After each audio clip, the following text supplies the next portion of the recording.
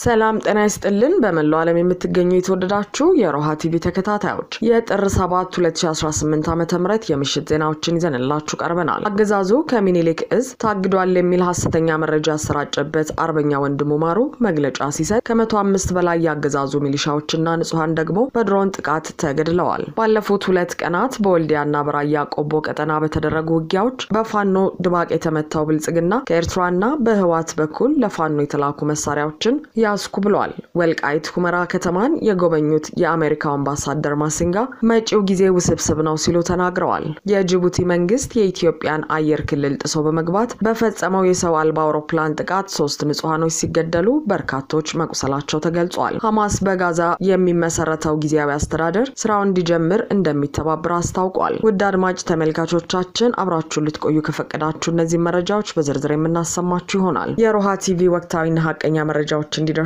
ቻናሉን ሰብስክራይብ፣ ላይክ እና ሼር በማድረግ አሁኑኑ ቤተሰብ ይሁኑ።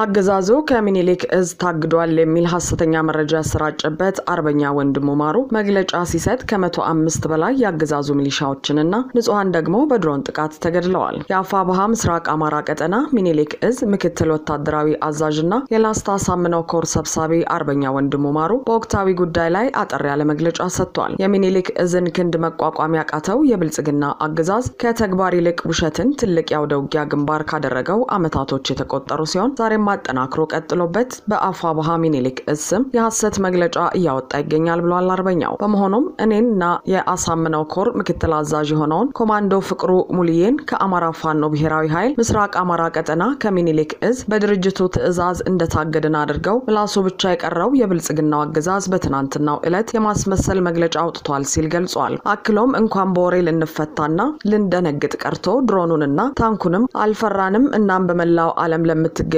አማራውያንና የትግላችን ደጋፊዎች ይህ ያገዛዙ የውሸት መግለጫ መሆኑን እንድታውቁና አሁን ላይ እኔም ሆንኩ ኮማንዶ ፍቅሩ ሙልዬ የተጣለብንን ኃላፊነት በአግባቡ እየተወጣን እንገኛለን ብሏል። እናንተም በውሸታችሁ ቀጥሉ፣ እኛም በሐቀኛ ተግባራችንና በያዝናቸው አመርቂ ወታደራዊና ፖለቲካዊ ድሎቻችን ታጅበን ለመጨረሻው ግብ ድልና ነጻነታችን እየታገልን እንገኛለን ሲል አብራርቷል። ይህ በእንዲህ እንዳለ በድሮን ጥቃት ከ105 በላይ ያገዛዙ ሚሊሻዎችና ንጹሃን ወገኖች በበለሳ ተገድለዋል። በቅርቡ በዳግማዊ ቴዎድሮስ 5ኛ ኮር ጥር 1 2018 ዓ.ም ከባድ ድምሰሳ ሽንፈት የተጎነጨው የአብይ ሰራዊት የሞራል ማካካሻ የአየር ጥቃት ለማድረስ በማቀድ ከሰሞኑ በሳህላና በበለሳ ቀጠና ተደጋጋሚ የአየር ቅኝት እያደረገ የሰነበተ መሆኑን የበላይ እዝ አስታውቋል። በዚህም በዛሬው ዕለት ጥር 7 2018 ዓ.ም ረፋድ ዋግምራ ዞን ሳህላ ወረዳ ሰየም ድልድይ የተባለ ቦታ በርካታ የራሱ ያገዛዙ ቅጥረኛ የሚሊሻ አባላትና ተገደው የተሰበሰቡ ንጹሃን ወገኖቻችንን የሰው አልባ አውሮፕላን ወይም ድሮን ጥቃት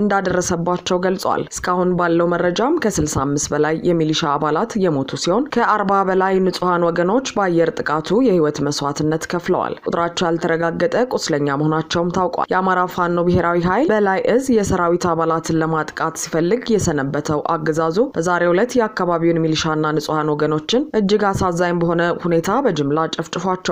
በተመሳሳይ በክልሉ ርዕሰ መዲና ባህር ዳር ከተማ አንድ የፋኖ አባል በወሰደው እርምጃ 6 የሚሊሻ አባላት መገደላቸው ታውቋል። የፋኖ አባሉ ከድርጅቱ የተሰጠውን ቆራጥና ከባድ ተልእኮን በብቃት ተወጥቶ እርምጃ ከወሰደባቸው ወታደሮች ክላሽንኮቭ መሳሪያ በመማረክ ወደ አሃዱ በሰላም መመለሱ ተገልጿል።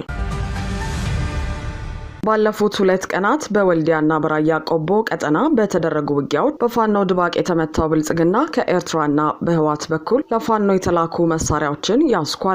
የብልጽግናው አገዛዝ ፌዴራል ፖሊስ የተባለው የገዳይ ስብስቡ በኩል ትናንት ማምሻውን ባሰራጨው መረጃ የኤርትራ መንግስት ለፋኖ የላከውን መሳሪያ ይዣሉ የሚል መግለጫ አውጥቷል። በወሎ ቀጠና ባሉ በርካታ ወረዳዎች የአፋብኃ ምስራቅ አማራ ቀጠና ሚኒሊክ እዝ ፋኖች እየፈጸሙት ባለው ጥቃት ከባድ ኪሳራ የደረሰበት ብልጽግና ሽንፈቱን ማካካሻ ሌላ ማሳበቢያ እየፈለገ ነው። በዚህም ትናንት ባሰራጨው መረጃ የኤርትራ መንግስት ለፋኖ የላከውንና ህዋት በመቀሌ ከተማ ተረክቦ ለፋኖ ሊያስተላልፈው የነበረውን የመሳሪያ ተተኳሽ ወልዲያ ላይ ይዣለው ሲል ገልጿል። ይህ መሳሪያም በሸዋሮቢት ለሚገኙ ፋኖች ሊተላለፍ ነበር ሲል መረጃውን አሰራጭቷል። ሆኖም ብልጽግና 56000 ተተኳሽ ለፋኖ ሊሰጥ ሲል ያስኩኝ ቢልም የተለመደ ማወናበጃው መሆኑ ይታወቃል። ከዚህ ቀደምም መነሻቸውን ትግራይ ያደረጉ መሳሪያዎችን ይዣለው ሲል ብልጽግና መግለጹ አይዘነጋም። እንዲሁም በዘመቻ አርበኛ አደማሊ ወቅት ብልጽግና ከፍተኛ ምት በሚኒሊክ እዝ ፋኖች ሲደርስበት ኤርትራ ህዋትና ፋኖ በጋራ ወጉኝ ሲል ገልጾ ነበር። አሁንም በተመሳሳይ የፋኖ ጥቃት ሲበረታበት ኤርትራ በህዋት በኩል ለፋኖ መሳሪያ እያቀበለች ነው የሚል ዘመቻውን ጀምሯል። ነገር ግን አሁንም ወልዲያንና የቆቦ ቀጠናዎችን ጨምሮ ፋኖ እየወሰደ ባለው እርምጃ ከፍተኛ ድል እያገኘ መሆኑ እየተገለጸ ነው። ወልቃይት ሁመራ ከተማን የጎበኙት የአሜሪካው አምባሳደር ማሲንጋ መጪው ጊዜ ውስብስብ ነው ሲሉ ተናገሩ። በወልቃይት ጠገዴ ሰቲት ሁመራ ዞን ዛሬ ረፋዱን የተገኙት በኢትዮጵያ የአሜሪካ አምባሳደር ኤርቪን ማሲንጋ ከፖለቲካ ይልቅ ለህዝብ ቅድሚያ መስጠት አለበት ሲሉ ጥሪ አቅርበዋል። በሰሜን ምዕራብ ኢትዮጵያ የምትገኘውን ሁመራን መጎብኘታቸውን ያሳወቁት ማሲንጋ ሁሉም ወገኖች ከፖለቲካ በላይ ለህዝብ ቅድሚያ እንዲሰጡ ጥሪ አቀርባለሁ ብለዋል። አምባሳደሩ የአማራና የትግራይ ክልሎች በይገባኛል ከሚወዛገቡ ባቸው ቦታዎች አንዱ የሆነውን አካባቢ ከጎበኙ በኋላ በማህበራዊ ሚዲያ ላይ ባሰፈሩት መልእክት ከምንም ነገር በላይ ህዝቡን በማስቀደም መጻኢ ፖለቲካዊ እድላቸውን በተገቢው ጊዜ እንዲወስኑ እድል ሊሰጣቸው ይገባል ብለዋል። ሁሉም ሰው ደህንነቱና ክብሩ በተጠበቀ ሁኔታ ቀጣይ ህይወቱን የት መገንባት እንዳለበት እንዲወስን በኢትዮጵያ የሚመራና በተባበሩት መንግስት የሚታገዝን ሂደት አሜሪካ ትደግፋለች ብለዋል። ለዚህም ሁሉም ወገኖች ከፖለቲካ በላይ ህዝብን በማስቀደም የወደፊት የፖለቲካዊ እጣ ፈንታ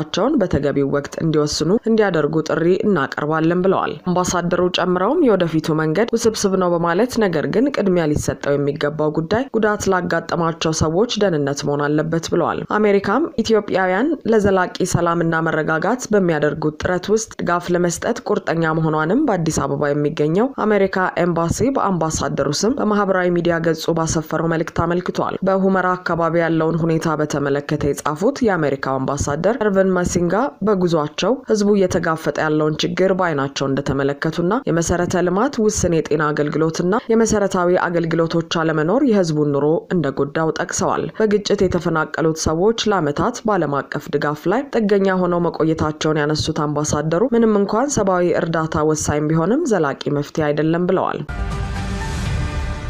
የጅቡቲ መንግስት የኢትዮጵያን አየር ክልል ጥሶ በመግባት በፈጸመው የሰው አልባ አውሮፕላን ጥቃት 3 ንጹሃኖች ሲገደሉ በርካቶች መቁሰላቸው ተገለጸ። አብይ አህመድ ሀገሪቱን በሁሉም አቅጣጫ የሚገኙ ድንበሮቿን ክፍት በማድረግ ከተራ ታጣቂዎች እስከ ጎረቤት ሀገራት መንግስታት እንደፈለጉ በመግባት ኢትዮጵያውያን ላይ ያሻቸውን ጥቃት የሚፈጽሙባት ሀገር ካደረጋት ዋላ ድር ብሏል። የጅቡቲ መንግስት ንብረት እንደሆነ የተነገረለት አንድ የሰው አልባ አውሮፕላን ጥር 5 2018 ዓ.ም የኢትዮጵያን የአየር ክልል ጥሶ በመግባት በአፋር ክልል ጥቃት መፈጸሙን መረብ ሚዲያ ከታማኝ ምንጮቹ ለማረጋገጥ ችሏል። የድሮን ጥቃቱ የተፈጸመው በአፋር ክልል ኤልዳር ወረዳ ስር በሚገኝ በአንድ የገጠር መንደር ላይ ሲሆን በዚህም 3 ንጹሃኖች ሲገደሉ በርካታ ንጹሃኖች ደግሞ መቁሰላቸውን ምንጮች አክለው ገልጸዋል። በጥቃቱ ከሞቱትና ከቆሰሉት መካከል ሴቶችና ህጻናት እንዲሁም አረጋውያን እንደሚገኙበት ነው የመረብ ሚዲያ ምንጮች የገለጹት። በዚሁ አፋር ክልል ከወራት በፊትም በተመሳሳይ መነሻውን ከጅቡቲ ያደረገ የሰው አልባ አውሮፕላን የኢትዮጵያን ድንበር ጥሶ በመግባት በቀብር ስነ ስርዓት ላይ በነበሩ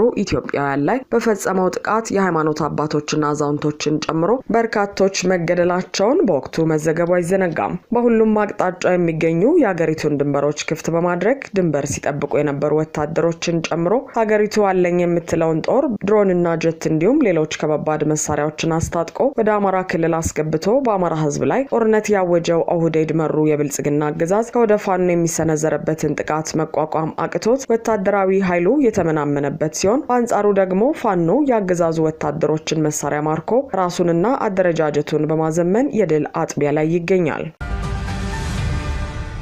ሐማስ በጋዛ የሚመሰረተው ጊዜያዊ አስተዳደር ስራውን እንዲጀምር እንደሚተባበር አስታወቀ። የጋዛ ጦርነትን ለመቋጨት የተፈረመው የሰላም ስምምነት ግዛቱን የሚያስተዳድር በባለሙያዎች የሚመራ ቴክኖክራት መንግስት ወደሚቋቋምበት ሁለተኛ ምዕራፍ መሸጋገሩን የአሜሪካ መልእክተኛ ስቲቭ ዊትኮፍ አስታውቀዋል። ባለፈው ጥቅምት ወር በተፈረመው የተኩስ አቁም ስምምነት በምዕራፍ 1 ትግበራው የታጋቾችና የእስረኞች ልውውጥ ሲፈጸምበት በዚህ ምዕራፍ እስራኤል በከፊል ከጋዛ የወጣች ሲሆን ወደ ግዛቱ የሚገባው እርዳታም ጨምሯል። ሁለተኛው ምዕራፍ ደግሞ መልሶ ለመገንባትና ጋዛን ሙሉ በሙሉ ከወታደራዊ ኃይል ነጻ ለማድረግ የሚወሰዱ እርምጃዎች እንደሚተገበሩበት ዊትኮፍ ገልጸዋል። ሰርጡን ከወታደራዊ ኃይል ነጻ የማድረግ እርምጃ ሐማስና ሌሎች የፍልስጤም ነጻ አውጪ ቡድኖችን ትጥቅ ማስፈታትን እንደሚያካትትም ተናግረዋል። አሜሪካ ሐማስ ለግዴታዎቹ ሙሉ በሙሉ ተገዢ እንደሚሆን ትጠብቃለች ያሉት ዊትኮፍ ይህንን አለመፈጸም ከፍተኛ የሆነ መዘዝ ያስከትላል ብለዋል። ሐማስ ፍልስጤምን ነጻ አገር ሆና እስካልተመሰረተችና እስራኤል ሙሉ በሙሉ ከጋዛ ለመውጣት ቃል እስካልገባች ድረስ ትጥቅ እንደማይፈታ ከዚህ ቀደም መግለጹ ይታወሳል። ነገር ግን ሁለተኛው ምዕራፍ ይፋ ከመደረጉ አስቀድሞ ሐማስና አጋሩ የሆነው የፍልስጤም እስላማዊ ቡድን በጋራ ባወጡት መግለጫ ቴክኖክራቲክ የፍልስጤም መንግስት ለመመስረት የሚደረገውን ጥረት ለመደገፍ መስማማታቸውን ገልጸዋል። እነ ሐማስ ጊዜያዊ አስተዳደሩ ስራውን እንዲጀምር ተስማሚ ሁኔታዎችን እንደሚፈጥሩ ማክለዋል። ዊትኮፍ ትናንት የሰላም ስምምነቱ ሁለተኛ ምዕራፍ መጀመሩን ይፋ ሲያደርጉ በዚህኛው ምዕራፍ ጋዛ ከተኩስ አቁም ወደ ከወታደራዊ ኃይል ነጻ መሆን ቴክኖክራቲክ መንግስትና መልሶ ግንባታ እንደምትሻገር አስታውቀዋል። በሰላም ሂደቱ አሸማጋይ የነበሩ የቀጠናው አገራት ግብጽ፣ ኳታርና ቱርክ የጋዛ ሰርጥን የሚያስተዳድር የፍልስጤም ቴክኖክራቲክ ኮሚቴ መቋቋሙን በበጎ እንደሚቀበሉት ገልጸዋል። ይህ እርምጃ መረጋጋትን ለማጠናከርና ሰብአዊ ሁኔታን ለማሻሻል ለሚደረገው ጥረት አስተዋጽኦ እንደሚኖረውም አክለዋል። ሀገራቱ በመግለጫቸው 15 አባላት ያሉት ይህ ቴክኖክራቲክ ኮሚቴ የሚመራው በወረራ በተያዘው ዌስት ባንክ የሚገኙ አካባቢዎችን በሚያስተዳድረው የፍልስጤም ባለስልጣን ውስጥ የቀድሞ የፕላን ምክትል ሚኒስትር በነበሩት ባሊ ሻአት እንደሚሆን ይፋ አድርገዋል።